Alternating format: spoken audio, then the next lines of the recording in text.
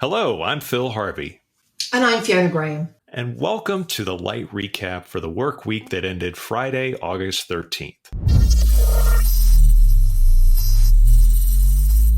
For journalists, summer means silly season. So a lack of real news, stories that would normally just hit the spike right away. It's not clear whether this includes reports that Mukesh Ambani, the billionaire, his company Reliance Jio, is looking at buying TMobile Netherlands. Why?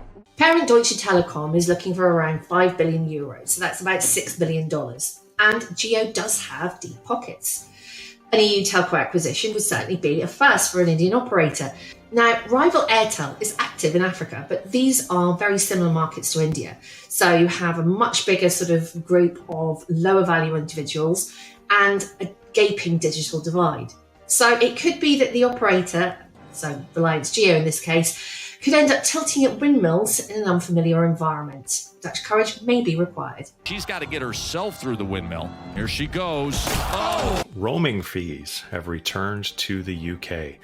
Two of the four largest operators in the UK, BT and Vodafone, are going to charge UK residents roaming fees when they travel around Europe. That's not cool.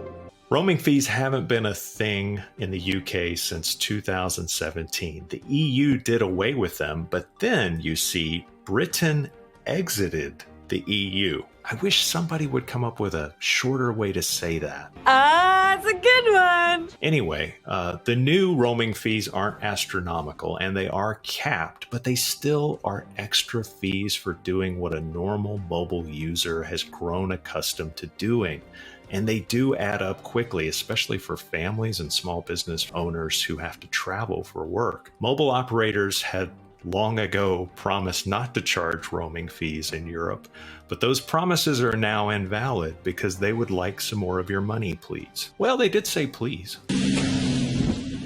SpaceX, who clearly don't have to worry about roaming fees and have a bit of extra cash in their pocket, who own Starlink, the network of low Earth orbit broadband satellites. They've been shopping. In the belief that there's no such thing as too much space junk, Elon Musk's space-going company has bought an IoT startup called Swarm Technologies. Swarm operates around 100 microsatellites, providing IoT connectivity. So this is low-cost data links using the low-power, wide-area network protocol for things like agriculture and transportation. The startup got itself into a little bit of bother in 2018 when it was fined $900,000 US by the FCC because it was launching pico satellites without permission.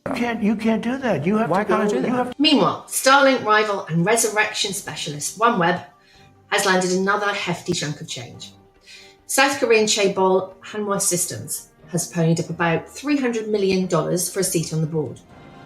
OneWeb was only recently saved from bankruptcy by Bharti Airtel and the UK government. Airtel still owns the lion's share, followed by the UK government with 20%, followed swiftly by SoftBank and Eutelsat. OneWeb sells to network operators rather than to consumers, has 254 satellites in orbit out of a planned 648, while Starlink has around 1,500. Which is why I'll be investing in reinforced concrete roofing instead. What goes up, after all, must come down. Explorer, this is Kowalski confirming visual contact with debris.